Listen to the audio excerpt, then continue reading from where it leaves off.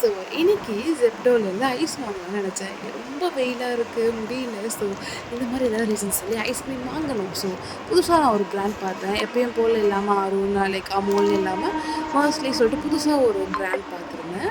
அதில் mango flavour try பண்ணலான்னு தோணுச்சு எனக்கு. And it cost like around 33 rupees.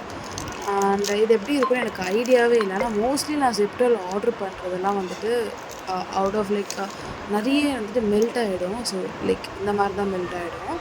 So எனக்கு அதனாலேயே வந்துட்டு ஐஸ்கிரீம் நான் அதில் வாங்க மாட்டேன். பக்கத்தில் போய் கடையில் வாங்கிட்டு வந்துடுவேன். ஸோ இருந்தாலும் இந்த வாட்டி நான் ஆர்டர் பண்ணும்போது எனக்கு அதே மாதிரி தான் மெல்ட் ஆகி வந்துருந்துச்சு. But taste was like wow. So நான் கண்டிப்பாக இந்த பிராண்ட் நம்ம லோக்கலில் எங்கேயும் கிடைக்கிறதில்ல. ஜெப்டோவில் மட்டும் தான் கிடைக்குது. அண்டு நிஜமாவே சூப்பராக இருந்துச்சு. இந்த ஃப்ளேவர் மேங்கோ ஃப்ளேவர் சூப்பராக தெரிஞ்சுது. பட் ஆனால் மெல்ட் ஆகாமல் இருந்தால் சூப்பராக இருந்திருக்கும். கண்டிப்பாக இது ஒரு 1 hour கிட்ட ஃப்ரீஸ் பண்ணி வச்சுட்டு சாப்பிட்டீங்கன்னா சூப்பராக இருக்கும். ஏன்னா அதை நானும் ட்ரை பண்ணேன். ஸோ இந்த பிராண்ட் புதுசாக இருந்துச்சு கேட்குறதுக்கே. டேஸ்ட்டும் சூப்பராக இருந்துச்சு. 33 ருபீஸ்க்கு ஒர்த்துங்க. பாய்.